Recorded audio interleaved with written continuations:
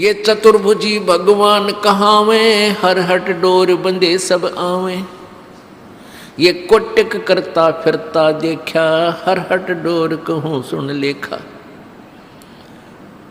ये करोड़ों करता जो बने फिरे थे, कहते हमने 84 लाख योनियों में भटकते देखे।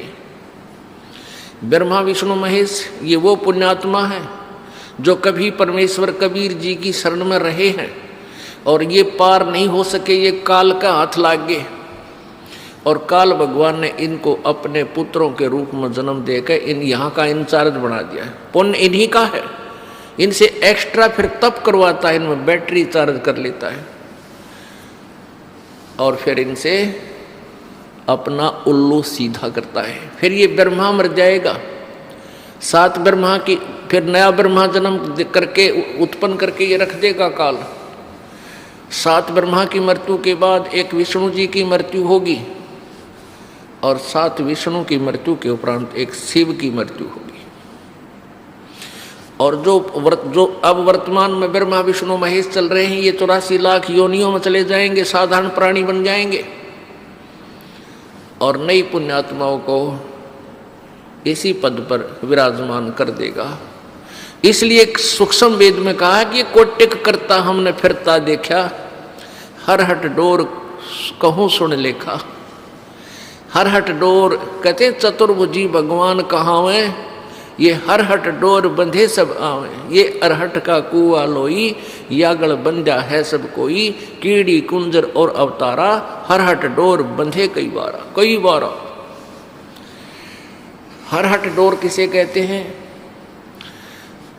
पहले पुराने समय में सिंचाई का साधन, किसानों के पास एक कुआं होता था, कच्चा कुआं खोदते थे, बहुत गहरा होता था।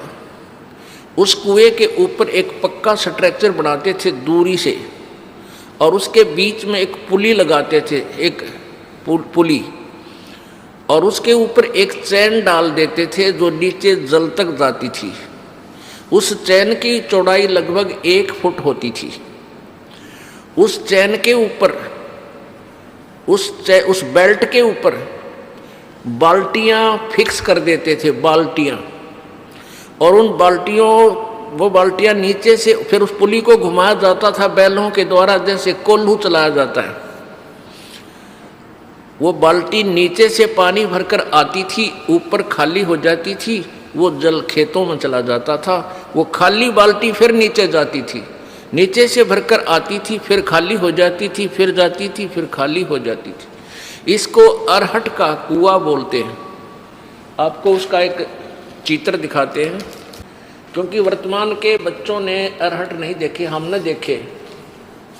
हमारे समय हम बालक थे तब तक कहीं ना कहीं इनकी थोड़ी सी नामो निशान कहीं कहीं इधर जहाँ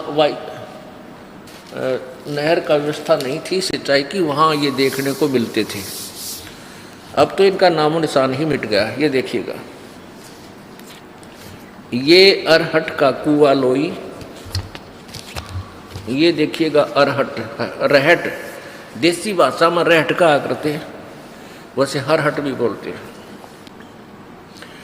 ये अरहट है, यो अरहट का कुआं लोई, यागल बंधा है सब कोई।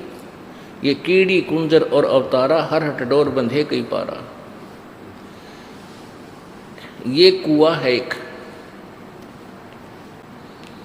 ये कुआं है, ये कुआं है, ये वाला।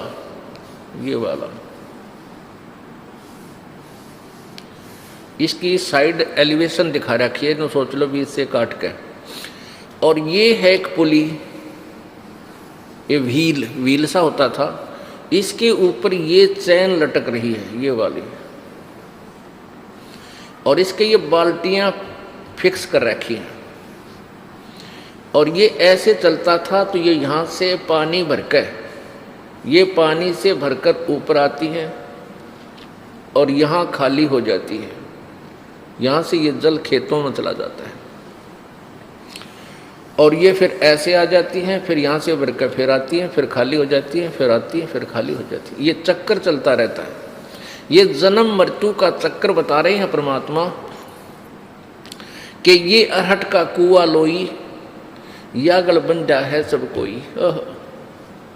कीड़ी यानी चीटी और कुंजर माने हाथी। कीड़ी कुंजर और ये अवतारा, ये ब्रह्मा विष्णु महेश जैसे, और इनके आगे अंश अवतार राम कृष्ण जैसे। कीड़ी कुंजर और अवतारा हर हट डोर बंधे कई बार मर लिए जन्म लिए ये थारे भगवान। ये चतुर्भुजी भगवान कहावे, हर हट डोर बंधे सब आवे। ये कोटिक करता फिरता देखा, हर हट डोर कहूँ सुन लेखा। अब यह फिर समस्या आ जाती है कि ब्रह्मा विष्णु महेश भी मरते हैं। ओहो पुण्यात्माओं, परमात्मा कबीर जी और तथा उनसे परिचित महापुरुषों ने पहले ही ये ज्ञान ठोक कर कहा है, लेकिन उनकी उस अमृतवाणी को इन चतुर प्राणियों ने, इन नकली संतों ऋषियों और महर्षियों और गुरुओं ने, मंडलेश्वरों ने रिजेक्ट करवा रखा था हमारे से, ये कहकर के कबीर अनपढ़ था, अशिक्षित था, और ये सभी संत अशिक्षित हैं, अशिक्षित थे, अक्षर ज्ञान नहीं था, इसलिए ये वेदों और गीता के बारे में, पुराणों के विषय में नहीं जानते। ये झूठ बोलते हैं, ये गलत कहते हैं कि ब्रह्मा विष्णु महेश नासवान है। हाय हाय, तो उस समय तो नकलियों का दाव लग गया।